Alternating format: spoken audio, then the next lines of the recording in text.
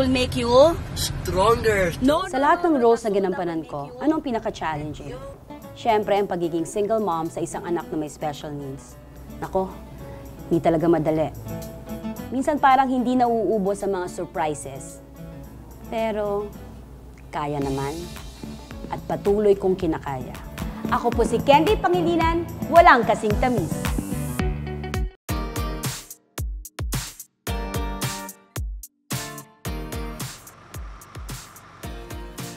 Busy. Hi, Candy! Hello! Yes, ano bang ginagawa? Oh! Ayan! Bagong negosyo ba to? Kailan nag-umpisa? I think 2016 or 2015. At kamusta ang negosyo? Okay naman siya. Okay naman. Pwede ko bang silipin itong mga inuubos mo na ha? Pero ang gaganda ng designs ha? Ang Q-bags na ito ng aktres and comedian na si Candy Pangilinan available online. Ito raw ang isa sa mga pinagkakakitaan niya maliban sa showbiz. Ang brand mo is called Q. Quality Quintessential. More of ano to Ang cute naman ito. corporate pero dalawang klase yan. Dalawang klaseng leather ang ginamit yan. Meron yung ito, mas matigas na leather, saka yung malambot na leather. 6 years ago, wala pa to. Wala pa. Bakit mo naisip pasukin ng negosyo? 6 years ago, ang hina, wala akong masyadong taping, ganyan. So naisip ko, gumawa nito. Sa likod ng kanyang showroom, ipinasilip din sa akin ni Candy ang kanyang Candy Cave. So this is your office? Yes, this is my office. Once I'm here, I'm either an artist, an entrepreneur. Kung nandun ako sa kabila, I'm a mother. Pag ganito, privacy talaga. Yes. Ikaw, gusto mong nag-iisa. Yes. So you can think, you Yes. Pinuputi ko to lahat para nakakapag-isip ako ng maliwanag. Kaya puro libro, nakita niyo, puro ano. Yes. Inang sana, wag niyo pong saktan si Aubrey. Yan, pero yung babae niya, sinungaling yan. Kapag wala siya sa loob ng Candy Cave, si Candy. Sa taping naman daw ng afternoon drama series na may special tatay siya matatagpuan. Dito gumaganap siya bilang si Chona Mariano, ang pinsan/BFF ni Isay, na ginagampanan naman ng aktres na si Lilet.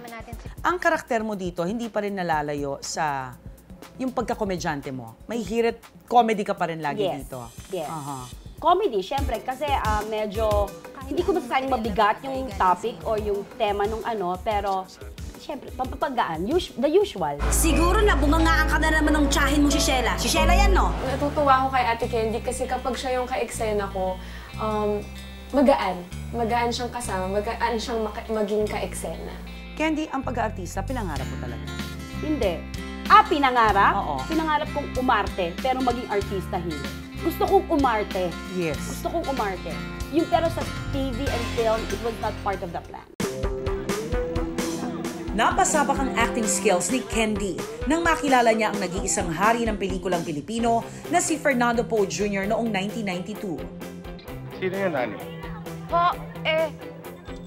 Uncle ko po. Harleen called the office of the Langi UP. Saktong-sakto, I was there because I was doing something. I was still in college. Tapos, nagtatanong siya kung sinong pwedeng magdala ng medyas sa kanya. Bago pala nag-agree, nagtanong pa ako, sino nandyan? Sabi niya, si FPJ. Ay! Gusto ko yan, pakilala mo ako dyan sa FPJ. Sabi kong ganon. Hindi ka nahihiya niyan, ha? FPJ yun? Hindi. Wala lang. Wala lang? Okay. Hindi. Actually, ganito yun eh. Ang tactic ko nung time na yon, nahihiya ako, pero at the same time, nilalakasan ko loob ko. Kasi may gusto kong sabihin sa kanya. Oh, ano yung nasa kamay mo? Ho, yan ho. Ano ho yan? Nagkatuon lang po kami ng barkada, kaya po naglagay po ako ng ganyan. Sabi ko, boss, dito ba sa pelikula may kaibigan si Harleen? Sabi niya, wala. Ay, hindi kompleto pelikula mo. Sabi niya, bakit? Walang taong walang kaibigan. Okay. Ay, ikaw, may kaibigan ka dito, no? Tapos yung anak mo, wala. Hindi maganda yan. Sabi niya sa akin, bakit? Kunin mo kami, magaling kami umarte. Sabi niya, kaya mo ba tumalon sa building? Sabi ko, tumalon sa building? Sabi ko, basta may insurance, tuturuan mo ako, kaya ko yun. At first talaga, akala ko nagpapatawa lang siya. Yes. Napatatalunin niya ako sa building. Sabi niya sa akin, oh sige. Sabi niya, sumali ka na, bigyan ko ng uniform. Classmate ka na. Classmate na ako. Bilis oh. Ang ginawa na akong classmate na addict, tumalon ako sa building. Ibon, malayang malaya.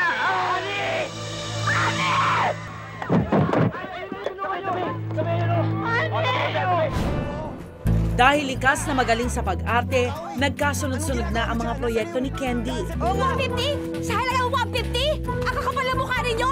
Sino ba ipapayag doon? Pasalamat nga kayo, charitable ako eh! Isinama siya sa comedy program na Mixed Nuts noong 1994. Ba't ka uuwi? Hindi mo malang pagagalitan o sisitahin dahil may kasamang babae? Loko-loko ka ba? Eh kung mabuko niya na umalis ako ng bahay na walang paalam. Sa parehong taon, nakasama naman si Candy sa pelikulang Hindi Magbabago na pinagbidahan ni Carmina Villaruel. Umpisa pa lang natatawa na ako sa kanya. So medyo kakaiba siyang nilalang. Pero hindi naman yung kakaibang nakakatakot. Kakaiba lang siyang babae. Yun. Ano nakakatawa? Yun. Taong 2009, nakasama rin si Candy sa comedy movie na Ang Tanging Pamilya, A Merry Go Round kasama si Ay de las Alas. Van Damme Stallone! At noong 2016, nakamit ni Candy ang kanyang kauna-unahang Best Actress Award para sa pelikulang star na si Van Damme Stallone. Congratulations. And how was the feedback dito sa star na si Van Damme? Very positive naman ang feedback. Very positive ang feedback. Dito, kahit naman sa ibang bansa, Yes. maganda ang reviews. Right. Naging ibang experience ba siya na i-arte na sa, sa malaking screen, sa pinilakang tabing, ang maging nanay ng isang batang may special needs? Pag inaarte mo na pala, iba yung dating sa akin pag inaarte ko na. Okay. Kasi parang natutulala ako most of the time dahil parang totoo na to ah. Yung may ganun ako at the back of my head. Ang kailangan ay kumilos na kayo ngayon. Dahil kung hindi kayo kikilos, sinong kikilos? Bukod sa aktingan at pagpapatawa, nakilala rin si Candy sa kanyang husay pagdating sa impersonation. Kaya ang challenge namin kay Candy, isang acting challenge with a twist. So, ang challenge ng Tunay na Buhay sa'yo ay ganon. You will pick a picture of a personality, ito yon, at kukuha ka rin dito sa garapon ng mga sikat na linya ng mga artista na binitawan sa mga pelikula, sa mga TV programs. At kung paano i-deliver nitong picture, itong personality na yon, yung mga linya, yun ang dapat namin marinig sa'yo. Sherry Hill! You're nothing but a second-rate trying hard copycat. At yung linya na yan. Bituing walang ningning. Sherry Hill ala Chris Aquino. You're nakakainis. Because you're nothing. Yeah, you're nothing but a second-rate trying hard copycat. Nakakapikon you. I'm sad. Next line. My brother is, okay, not a honor. Alam mo yan. Oo, classic. My brother is not My brother is not a pig. My brother is not a pig. Ang titang Mel. My brother is not a pig. My brother is not a pig. Ang kapatid ko'y tao. Hindi baboy damo. Hindi baboy damo. Ang kapatid ko, ngayon, bukas, magpakailanman. Oh my! Ang galing naman nun. Thank you You're for being a welcome. good sport. Thank you. Thank you very much.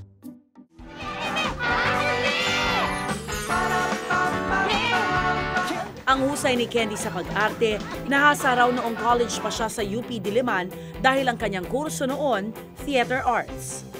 Sa aming pagbabalik tanaw sa buhay ni Candy Pangilinan, binalikan din namin ang kanyang dating eskwelahan, kung saan nakakwentuhan pa namin ang kanyang dating profesor na si Tony Mabesa.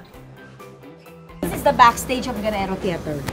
Guerrero Theater. It's the infamous spiral staircase. This is where we do our props. We sleep here. Talaga? Literally. Oo. Kasi sa theater kasi may rule eh. It's either you beg, borrow, or steal. Beg, borrow, or steal. Lahat pinagdaanan namin sa theater. Yes. Can I just say, it is really an honor na matur dito sa teatro at si Mr. Tony Mabesa pa ang nagtutour mismo sa amin. Baby ko to. Talaga? One of the Tony's babies. Ang sinasabi niya, mahigpit kayo sa kanya. Of course. Pag hindi ka nasigawan, hindi ka nanginig, at hindi ka nataranta, hindi ka Tony Baby. Talaga. Marami kaming Tony Baby. Uge is a Tony Baby. Alam mo naman sa theater, you do it for the love of. So, dapat madali kang katrabaho. Si Candy is an easy, very, very casual, very easygoing person. And very quick with things. Kaya, she's a delightful person to work with. Bilang ka-eksena, napaka-giving niya. I think may connection kami kagad nung una pa lang kaming nagkakilala. Kumbaga, malakas yung dating niya, pero very helpful naman, lalo na sa mga baguhan. Hindi naman ako agad artista eh. Alam ni Sir Tony yan. Automatic, you have to do props, costumes, lights. Candy, marami na bang nagbago sa itsura? Ganito pa rin. Yes, marami na nagbago. Frances, kasama ko sa theater, anak niya na si Maxine, kasama rin niya dito. Ito na kami nabulo. Ay, hindi. So ito po kasi bukas ba? Meron Tonight. Opening tonight.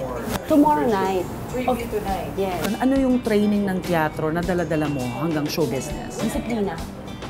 Oras. Kaya takot ako mali. Never ka nalilate. Hindi. Bihira. Bihirang-bihira. Pero as much as possible, pag alam ko malilate ako, I will text kagad. Pero alam niyo bang ang pagpasok niya sa theater arts, inilihim pala niya sa kanyang nanay noon? Wala na akong magagawa kasi nag-enroll na, hindi na siya pumapasok sa UST, sa UP na siya pumapasok eh. Hindi pumayag na ako. Yung papaperform, alam ko na gusto niya yon, pero yung naging komedyante, yun ang medyo hindi ko inaasahan. Pero pag-amin ni Candy, ang pinakamahirap pero pinakamasayang role na kanyang patuloy na ginagampanan, ang pagiging single parent para sa kanyang 15-year-old son na si Quentin, na diagnosed na may autism at attention deficit and hyperactivity disorder o ADHD. Ano mo kinakaya? Hindi ko nga alam eh. Pero I think anybody who is in my possession, kakayanin din niya. Because ganun ang nanay, di ba? Yeah. Kailan ka nagiging stricto sa kanya? May mga bagay ba na talagang medyo kamay na bakal din ang kailangan? Parati akong stricto sa kanya actually. Alam na yun. Kaya nga marunong na siyang paggalitan yung sarili niya. Meron siya pag tumingin ako gagano siya, Quentin! Mag-isa na siya. Mag-isa na. Promise. Promise. Siguro ang bonding nila is yung pagtulog na I think yun ang pinaka-intimate, ano. Yung sabay silang matulog, pag natutulog sila magkasama. Tapos nag-uusap. Yung mga pure conversations, is that what to call it? Yung mga, oh, what did you do for the day? For a single mom to be able to do something like that is awesome. Talagang ibang klase, ibang levels yun. Kasi to be a single mom is hard enough. What more ganun?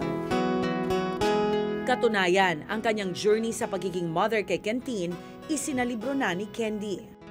Bakit mong naisipan na mag-release ng libro? So there's so many people who messages me every day. Yes. Sends me direct messages on my on my Facebook. Social media accounts, oo. Tinagtatanong sila about their child, anong gagawin, paano sila magre-react, ganyan. So I decided, how about write a book about it? So parang ang dami nagtatanong, parang ang daming may kailangan. Dito, ikinuwento ni Candy ang lahat ng pinagdaanan niyang proseso sa pag-unawa at lubusang pagtanggap sa kondisyon ng kanyang anak. Meron pa nga ako umabot sa feeling ko, magpagawa kaya ako ng t-shirt. Nakalagay, ADHD anak ko, bayan nyo na. Yung gano'n, yung autism. Bayaan nyo na. Oo. Pasensya na. Kasi, sabi nung doktor ko, kailangan consistent ka. Anong ginagawa sa therapy, yun ang ginagawa sa bahay. Sa bahay. Pag lumabas kayo, yun din ang ginagawa. So ngayon, masasabi mong you've accepted, you've embraced it. Yes. Kasi nilagay ko nga dyan eh. Oo nga eh. If, the moment one accepts the truth, a special gift follows peace. So you're at peace with your being a mom to a differently able child. Yes. Kapag walang taping, si Candy Pangilinan ay laging laman ng mga acting workshop. Pero this time, siya naman ang nagtuturo. Ang kanyang mga estudyante mula bata hanggang matanda. Yung for kids mo, pang ilang taon yon? From 6 years old to 12. 6 to 12, boys, girls. And Boys, girls. Saan mo kinoconduct? Meron kang... Kay OG Diaz, kasi siya talaga yung may acting workshop. Madalas pa nga, nagiging confident na rin daw si Candy ng kanyang mga acting students. Apat nag-open up sila? Nag-open up sila sa akin. Tungkol sa mga pamilya nila? Ganon? Yes! So I talk to the parents. Okay. Parang nagiging ano ka siguro, psychologist or consultant? Papunta na doon. Kunyari, meron akong 20 estudyante, 10 hindi nagsasalita. As well, tatanungin mo, bakit hindi ka nagsasalita? Ano bang problema mo? Kasi lalabas na doon kung ano-ano. Ang lahat ng pagpupursige ni Candy sa buhay, laan daw niya para sa kinabukasan ng anak niyang si Quentin. Ang worry ko kasi, what will happen to him in the future, syempre. Makakapagtrabaho ba siya? Sabi ng doktor ko, huwag mo problemahin yan, mahanap tayo. So, sabi ko, imposibleng hindi ko problemahin. Yeah. Diba? So, problemahin mo yun. Pero as of the moment, ipon-ipon kasi may mga plano ako na ipagawa for him para eventually yun ang maging negosyo niya. Yan. So, ito yung punto na paplanuhin mo saan siya titira. Diba? Yung ganun na eh. Oo. Ganun ka na mag-isip. Anong Exactly. gagawin niya? Anong gagawin niya pagtanda niya, paano siya kakain, saan siya kukuha ng pera.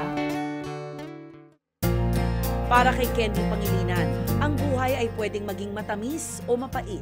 Depende na rin kung paano mo haharapin ang bawat pagsubok na dumating. Ang mahalaga, sa bawat yugto ng buhay, natututo ka. Anong aral ng tunay na buhay ni Candy Pangilinan? Maganda ang buhay. Yun yung totoo. Kasi minsan, pag nandun ka dun sa pinaka-baksak na part ng buhay mo, sabi mo, ang pangit naman ito. Life is how we perceive it. If you carry it and just accept the situations and the facts given to you, then life will be easy. Hanggang sa susunod na Miyerkules, ako po si Rhea Santos. Bawat karanasan, may mga aral na tumatatak sa ating mga puso at isipan. Sama-sama ulit tayo makibahagi sa mga kwentong personal, dito lang sa Tunay na Buhay.